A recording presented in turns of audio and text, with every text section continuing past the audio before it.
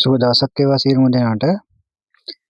අද දවසේ අපි කතා කරනවා මධ්‍යම පළාත් අධ්‍යාපන දෙපාර්තමේන්තුව විසින් දෙවන වාර පරීක්ෂණය සඳහා මේ අවුරුද්දේදී පවත්වපු ඉතිහාස ප්‍රශ්න පත්‍රයේ කෙටි පේපරේ පිළිතුරු කතා කරන්න තමයි බලාපොරොත්තු වෙන්නේ.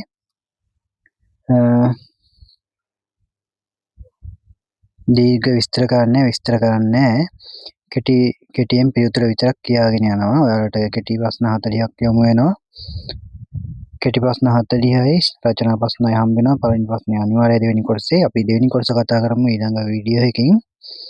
අද දවසේ අපි එතකොට පළවෙනි කොටසේ පිළිතුරු විතරක් කියාගෙන යන්න. 1 සිට 40 ප්‍රශ්න වලට ලබා දී ඇති පිළිතුරු වලින් නිවැරදි හෝ වඩාත් ගැළපෙන පිළිතුරු තෝරලා ඔයාලට දෙන පිළිතුරු පත්‍රයේ කතරයක් යොදන් තියෙන්නේ නිවැරදි පිළිතුරේ උඩින්.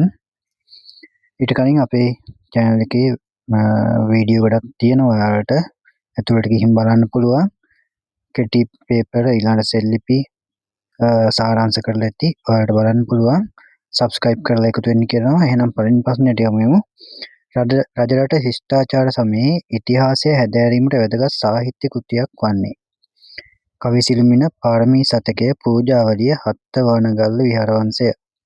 නිවැරදි පිළිතුර වෙන්නේ පූජාවලිය.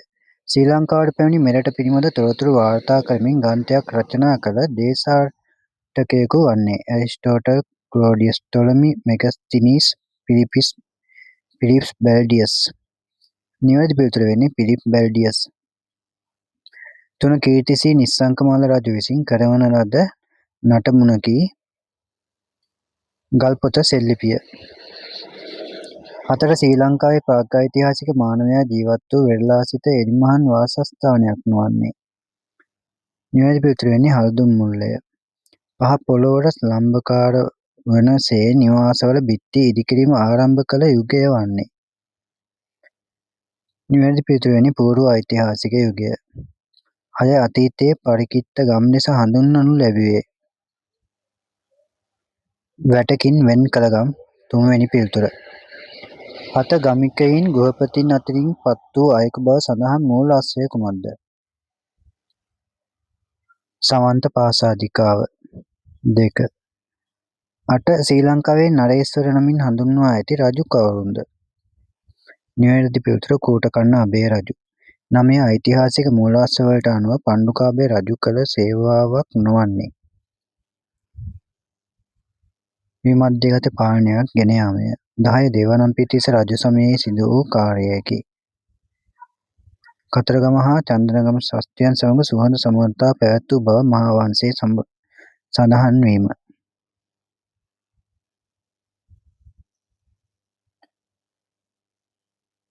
ඊළඟට 11 වෙනි ප්‍රශ්නය ශ්‍රී ලංකාවේ පැරණි සමාජය තුළ භාවිත කළ තනතුරු නාමයන් පළවන තීරුවේ දෙවන තීරුවෙන් ඒවායේ අර්ථයන්ද දක්වා ඇත.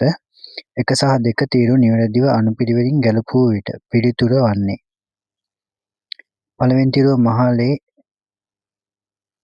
වෝහාර ලේපන සදිවිහරිය තියෙනවා.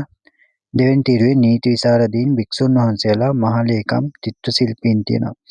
ඔය ටික ගලපන්න තියෙන්නේ. මහලේ කියන්නේ කාටද? වෝහාර කියන්නේ කාටද? ලේපන කියන්නේ කාටද?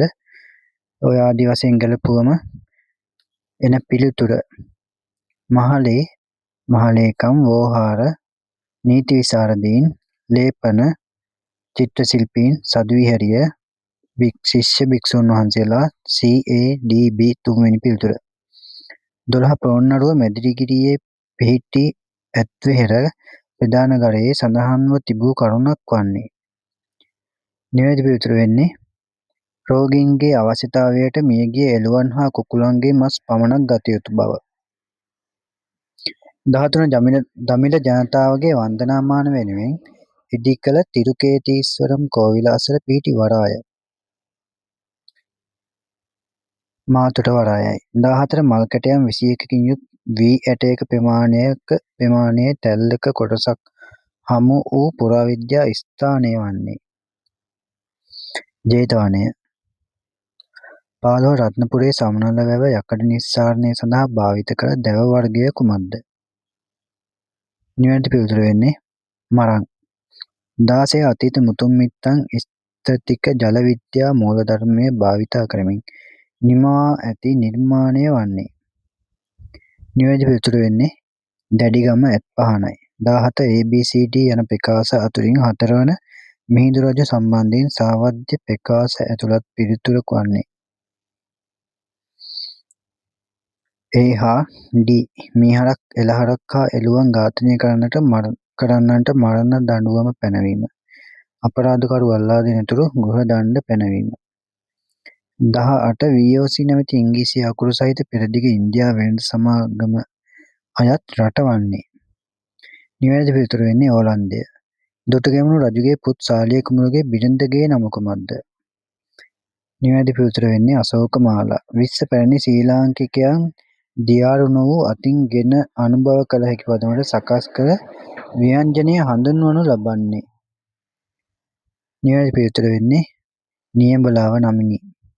21 ශ්‍රී ලංකාවේ පළමු වන නාගරීකරණ ලක්ෂණ පිළිබිඹු වන්නේ. මාගම අනුරාධපුරය.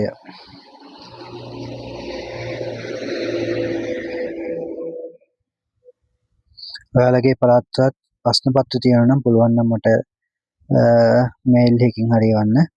එහෙනම් අපේ Facebook page එක තියෙනවා ඉතිහාස පන්තිය කියලා Facebook මගේ Facebook පිටුවක් තියෙනවා. ඒ වගේම ඉතිහාස පන්තිය කියලා අපේ Facebook group එකකුත් තියෙනවා.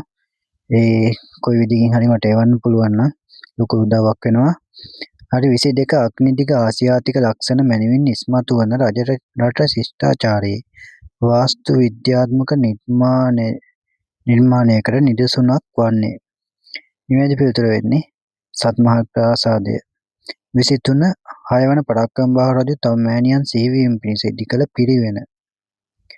නිවැරදි පිළිතුර වෙන්නේ පැපිලියාන සුනේත්‍රා දේවී පිරිවෙනයි. 24 ක්‍රිස්තු වර්ෂ 1638 දී පෘතුගීසීන් අන්ත පරාජයට පත් වූ සටන හඳුන්වන නම කුමක්ද? නිවැරදි පිළිතුර වෙන්නේ ගන්නවරුව සටන. 25 පළවන තීරුවේ දැක්වෙන පුද්ගලයන් අනුපිළිවෙලින් දෙවන තීරුවේ ඔවුන්ට යොදා තිබූ නාමයන් සමග නිවැරදිව ගැළපුව විට පිළිතුර වන්නේ. මහා ස්ථාන කුමරු දෙවන රාජසිංහ රජු, යමසිංහ බණ්ඩාර දොන් පිලිප්, කොනප්පු බණ්ඩාර පළමු විමල ධර්මසූරිය රජු, ටිකිරි කුමරු සීතාවක රාජසිංහ CDBA. තුන්වෙනි පිළිතුර 26 වර්තමානයේ සියම් නිකාය ආරම්භ කිරීමට නායකත්වයගත් පාලකයා වන්නේ. කීර්තිසී රාජසිංහ රජු. පෘතුගීසීන්ට විරුද්ධව සටන් කළ යාපනය රාජධානියේ පෙකට රජු වන්නේ. නිවැරදි පිළිතුර වෙන්නේ සංකිරි. 28 මායාදුන්න රජුගේ පෘතුගීසි විරෝධී සටන් ව්‍යාපාරයට උදව් කළ ඉන්දියාවේ කැලිකට්හි පාලකයා කවුද? නිවැරදි පිළිතුර වෙන්නේ සැමොරින්ය. පහත A සිට D දක්වා වූ කාර්මික විප්ලවයට අදාළ තොරතුරු ඇසුරින් ගල් අඟුරු කර්මාන්තයට අදාළ කරුණු පමණක් දැක්වෙන පිළිතුර කුමක්ද? නිවැරදි පිළිතුර වෙන්නේ B හා C තෝමස් නිව්කමන් වාෂ්ප එන්ජිම සොයා ගැනීම, C හම්පිඩේව් ආරක්ෂිත ලාම්පුව සොයා ගැනීම. 30 කාර්මීකරණයත් සමග වගා කටයුතු වල ලෙඩ රෝග ව්‍යාප්තිය අවම කර ගැනීම සඳහා භාවිත කළ ක්‍රමවේදය වන්නේ. නිවැරදි පිළිතුර වෙන්නේ සස්්‍ය මාරු ක්‍රමය. 31 ශ්‍රී ලංකාවේ පිහිටුවන ලද පෙත්තම මුද්‍රණාලයේ නම කුමක්ද? නිවැරදි පිළිතුර වෙන්නේ ලංකෝපකාර මුද්‍රණාලය. 32 19 වන සියවසේ මාධ්‍ය ප්‍රයෝජනයට ගනිමින් මෙරට දේශීය ජනතාව තුළ දේශානුරාගය ඇති කිරීමට නායකත්වයගත් ලේඛක පරපුරේ අයෙකු නොවන්නේ. නිවැරදි පිළිතුර වෙන්නේ මිගෙට්ටුවත්තේ ගුණානන්ද හිමි. 33 1833 වර්ෂයේ මුළු සමාජිකයින් 15 දෙනෙක්ගෙන් සමන්විතව පිහිටවන ලද ව්‍යවස්ථාදායක සභාව අයත් වන්නේ. නිවැරදි පිළිතුර වෙන්නේ කෝල්බුක් ආණ්ඩු ක්‍රමයටයි. 34 19 වන සියවසේ ක්විනින් නැමැති ඖෂධය නිපදවීමට යොදාගත් බෙහෙත් පැළෑටිය කුමක්ද? නිවැරදි පිළිතුර වෙන්නේ සින්කෝනා. ඊළඟ 35 36 ප්‍රශ්න වලට වගුවක් ඇසුරින් පිළිතුරු සපයන්න තියෙන්නේ. මෙරට වඩාත් පැරණි දේශපාලන පක්ෂයට අදාළ නිවැරදි තොරතුරු ඇතුළත් පිළිතුර වන්නේ. නිවැරදි පිළිතුර වෙන්නේ A, E හා G. දෙවැනි පිළිතුර 1935 ලංකා සම සමාජ පක්ෂය ආචාර්ය එන්.එම්. පෙරේරා. ඊළඟට 36 මෙරට දේශීයත්වය අගය කරමින් සර්වභාෂා උගතුන් හා භික්ෂූන් වහන්සේලාගේ සහාය ලබාගත් පක්ෂයට අදාළ නිවැරදි පිළිතුර වන්නේ. නිවැරදි පිළිතුර වෙන්නේ 4 C 1951 F.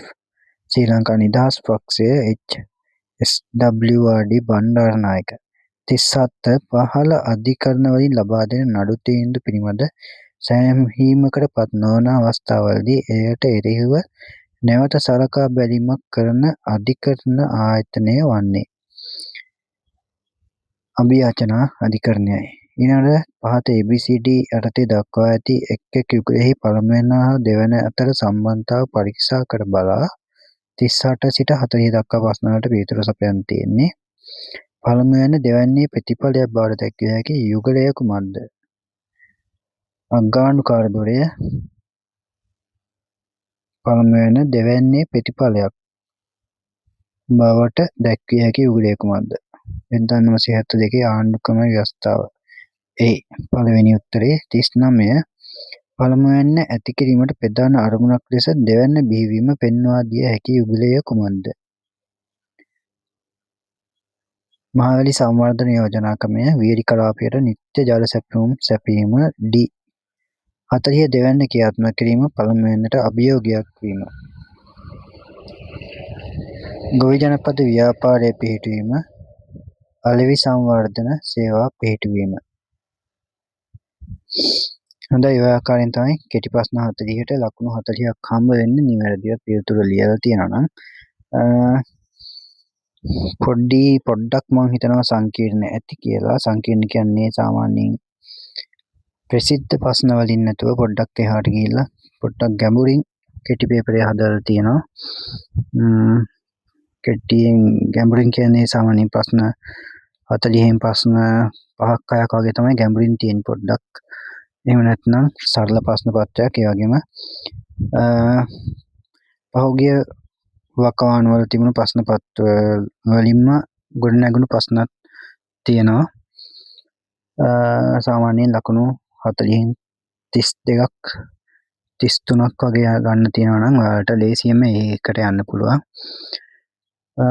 හොඳයි එහෙනම් අපි මේ ප්‍රශ්න පත්‍රයේ අපි දෙවෙනි කොටසත් පුළුවන් වුණොත් වේලාවකින් අපේ වීඩියෝ එකකින් ඉදිරිපත් කරන්නම් ඔයාලට. එහෙනම් සුබ දවසක්. එහෙනම් අපේ channel එකත් මතකතුව subscribe කරන්න අනිවාර්යයෙන්ම ඔයාලගේ අදහසක් කමෙන්ට් එකක් විදියට මට ඉදිරිපත් කරන්න. මට වැදගත් ඒක.